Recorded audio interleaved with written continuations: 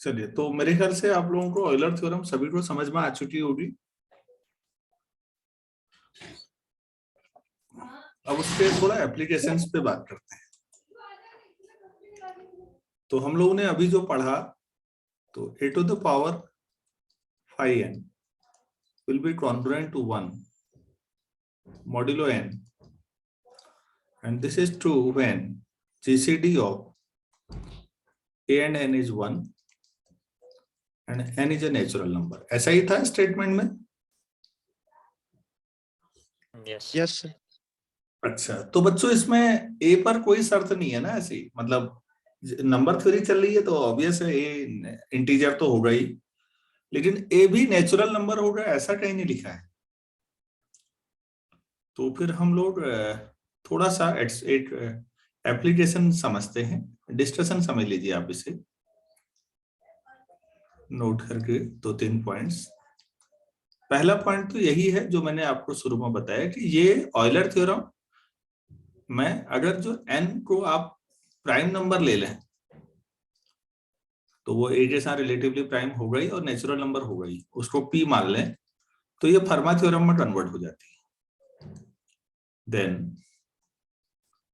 Phi n का मतलब हो गया फाई ऑफ p, मतलब p माइनस 1। तो उस समय मैं सीधे बस लिख दे रहा हूं क्योंकि नोट्स में आपको लास्ट टाइम पे याद रहेगा Euler theorem is reduced to Fermat's theorem. आप ऐसे भी लिख सकते थे, चाहे तो अपने नोट्स में लिख लीजिएगा कि Euler theorem is actually generalisation of Fermat's theorem, या Fermat's theorem is a particular case of Euler theorem.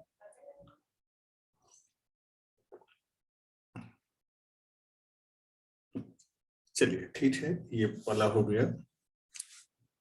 दूसरा, मैं बटन साहब की किताब में ही एक एक्स्ट्रा एप्लीकेशन है उसे ले लेते हैं। लेट अस स्टेट, इन्होंने a को -4 ले लिया, तो ऐसा तो लिखा नहीं था कि नेचुरल नंबर ही लेना है, तो ठीक है साहब, चलो -4 हो गया। और इन्होंने n को 9 ले लिया, जैसा कि मैं शुरू में समझाने में यूज कर रहा था। तो एक स्पेस बचाने के लिए मैं ऐसा कर देता हूं। अगर ये ले लें तो जो 5n होगा वो 5-9, मतलब तो इसमें क्या क्या आएगा, 1 2, थोड़ी देर पहले बात की थी हमने 4 5 7 8। ये आपका a1 है, ये a2 है एंड सो ऑन, और ये a5 9 है, 5n मतलब वहां पर। ठीक हो गया। तो a मैंने ये ले लिया, तो a-4 ले रखा है, तो a1 इक्वल टू कितना हो जाएगा, a को a1 से मल्टीप्लाई करेंगे तो -4। सिमिलरली बाकी ऑल ए, सीधे लिख देता हूँ, ऑल AAIR, पहला -4 होगा, -4 से मल्टीप्लाई करिए सबको, दूसरा -8 -16 -20 -28 और -32। नाउ अब बताइए प्लीज, -4 अगर मैं मॉड्यूलो 9 पे लेना है, मुझे कॉन्ग्रुएंस करना है, तो यहाँ कितना लिखूं, आप लोग बताएंगे?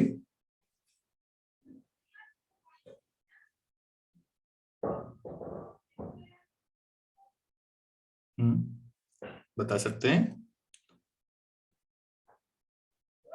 सर 5। हाँ बच्चों, जिसको नहीं आ रहा है ऐसे समझ लो, सीधे 9 से ना -5 को डिवाइड करो, -4 को, तो -1 टाइम जाएगा, -9 प्लस, तो 5 आ जाएगा। रिमाइंडर नॉन नेगेटिव होता है बच्चों, हर हालत में याद रखिए, मैं कई बार बात कर चुका हूँ, इवन अलजेब्रा पढ़ाते समय भी मैंने ये बात समझाई थी, एडिशन मॉड्यूलो में भी। तो रिमाइंडर का नेगेटिव नहीं आ सकता, वो या तो 0 होगा या पॉजिटिव इंटीजर, तो वो 5 आ जाएगा। तो -4 जो है वो 5 के कॉन्ग्रुएंट है। तो -8 क्या होगा बच्चों, बाकी लोग बताइए। 1. +2 +1 होगा यार, 8 तो है ही, 8 ही तो चाहिए। Yes. -16 +2 +2 -20 +7 मॉड्यूलो 9। और एक ऐसे भी लिख ही लेते हैं, क्या बचा है माइनस, अरे 2 बचे हैं, यहाँ लिखते हैं फिर। -28 +8 मॉड्यूलो 8 और -32 +4 +4 मल्टीप्लाइंग सबको, इन सबको मल्टीप्लाई कर देते हैं। तो बच्चों -4 -8 -16 -20 -28 -32 congruent to 5 to 1 into 2 into 7 और क्या है 8 into 4 मॉड्यूलो 9। अब यार 8 कितने हैं, 1 2 3 4 5, तो माइनस तो अब प्लस हो गया, चलो ठीक है। और ये हो गया 4 into 1, दूसरा हो गया 4 into 2, तीसरा हो गया 4 into 4, चौथा हो गया 4 into 5, ये हो गया 4 into 7 और ये 4 into 8 congruent to 1 2 4 5 7 8 मॉड्यूलो 9। तो 4 कितनी बार आया जरा देखिए तो, 4 की पावर कितना है भाई, 6। 6. बाकी 1 2 4 5 7 8 congruent to 1 2 4 5 7 8 मॉड्यूलो 9। अब ये सबके सब 9 के साथ रिलेटिवली प्राइम है, तो इनका प्रोडक्ट भी 9 के साथ रिलेटिवली प्राइम होगा, तो ये सब कैंसिल हो जाएंगे। तो 4 की power 6 will be congruent to 1 modulo 9।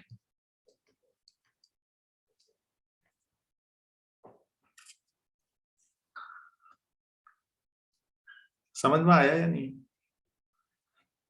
और Yes, sir. 4 की पावर बड़ी बड़ी भी कर लें, ये हम अभी तक नहीं कर पा रहे थे बच्चों पीछे। मॉड्यूलो में हम लोगों ने पहले भी काम किया है, लेकिन 4 की पावर को छोटा कर पाना आसान काम नहीं था, हम नहीं कर पाए थे।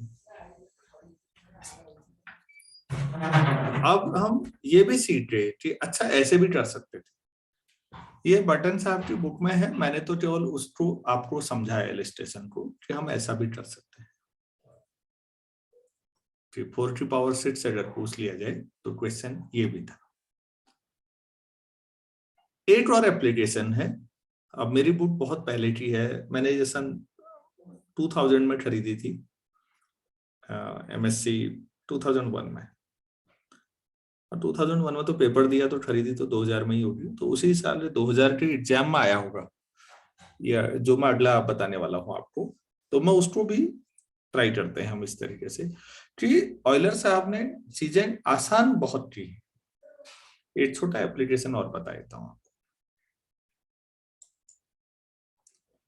मुझे लगता है मुझे टाइमिंग अब थोड़ा नए तरीके से रिडिफाइन करनी पड़ेगी, क्योंकि 40 मिनट का ये मैक्सिमम दे रहा है। हम इसको आधा घंटा भी मानते हैं तो आधा 30-35 मिनट के 30-35 मिनट के 2 करने पड़ेंगे और बीच में 10 मिनट मैक्सिमम ब्रेक। तो मुझे 8 क्लास को इतना देना पड़ रहा है, तब जाके हो पा रहा है काम। चलिए ठीक है, 8 इलस्ट्रेशन और कर दूं, क्योंकि आज मैंने ये सोचा नहीं, सीधे 8 घंटे कर दिया। अब लीनियर का टाइम भी है इसके बाद फिर, और उसमें आज dimension of W1 + W2 equal to dimension W1 plus dimension W2 minus dimension W1 intersection W2। एक थ्योरम है काफी फेमस बीएससी फाइनल वाले बच्चों के लिए, तो उसको प्रूफ करना है आज। उसके प्रूफ के बाद फिर डिफरेंट कंडीशन में डायमेंशन कैसे रिड्यूस हो जाता है, कई बार आपको कोई कंडीशन दे दी जाए तो फिर उस पर देखते हैं कितना समय मिलता है। चलिए हम यहाँ पर बात शुरू करते हैं। क्वेश्चन ऐसे ले लेते हैं, ये भी बुक का ही मैं जो इलस्ट्रेशन है उसी को उठा रहा हूँ। फाइंड लास्ट 2 डिजिट्स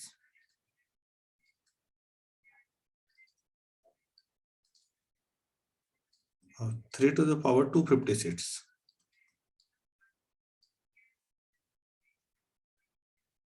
और भी तरीके हो सकते हैं, यही तरीका जरूरी नहीं है, आप सोच सकते हैं। तरीका मुझे लगता मिल जाएगा। 3 का स्क्वायर 9 होता है, और लास्ट 2 डिजिट जब भी कहा जाता है बच्चों, ध्यान रखिएगा लास्ट डिजिट का मतलब आप मॉड्यूलो 10 ले लीजिए।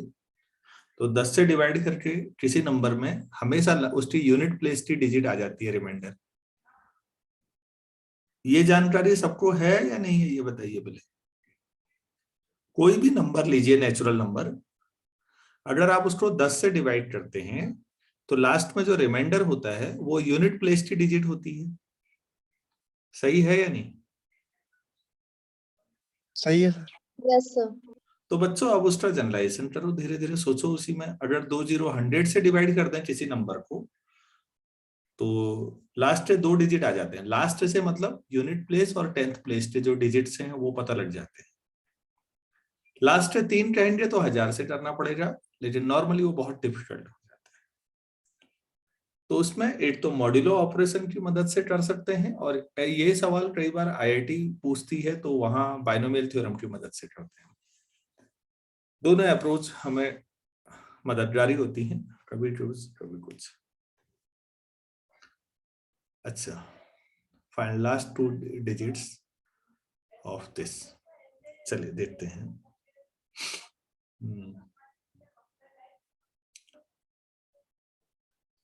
अब यहाँ पर आप लास्ट 2 डिजिट बोला है तो 100 करना पड़ेगा। तो और उसमें जो 3 है बेस है उसमें, और 100 में जिससे आप डिवाइड कर रहे हैं वो जीसीडी 1 भी आ रहा है, ये भी अच्छी बात है। अच्छा, फिर दूसरा हमें 500 के बारे में पता करना पड़ेगा। 5n या 500 कैसे करेंगे पता? अब तो ऑयलर 5 फंक्शन पे काफी काम हो चुका है। 100 के फैक्टराइजेशन तो रटे हुए होंगे सबको। तो 100 1 माइनस 1/2 1 माइनस 1/5, तो 1/2 आ जाएगा 50 और 4/5 10 40 ये आ जाएगा। सो अगर ऐसा है तो यूजिंग ऑयलर्स थ्योरम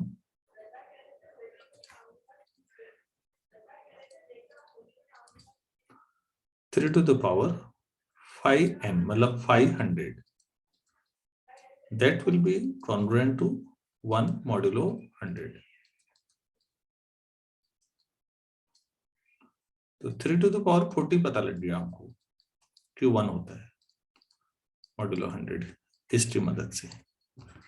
आप लोग यहां तक समझ पाए या नहीं? क्लियर है सर। Yes, sir. अच्छा, 3 की पावर 40 40 करते हैं, 256 तक जाना है भाई। 6 टाइम। यार 40 से अगर मैं 256 को डिवाइड कर दूं बच्चों, अरे यार डिवाइड कर लो, कितना आता है? 6। क्या टाइम पूरा जाएगा? ठीक है ना? तो 3 to the power 256 Yes. Congruent to 3 की पावर कितना? 16.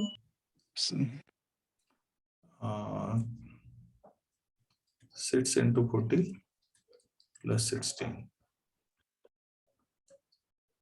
हाँ, तो सीधे सीधे 3 की power 40 plus 6 into 3 to the power 16। तो congruent to 3 to the power 41 होता है, तो 3 टू पावर 16 ही लिख दूं सीधे मॉड्यूलो 100 पर। अब हमारा काम केवल इतना रह गया कि हम इसे कैलकुलेट कर दें। तो 3 टू द पावर 16, तो मैं 3 टू द पावर 4 की पावर 4 लिख दूं। 3 की पावर 4 तक तो हमको आता ही है, 81 हो जाता है।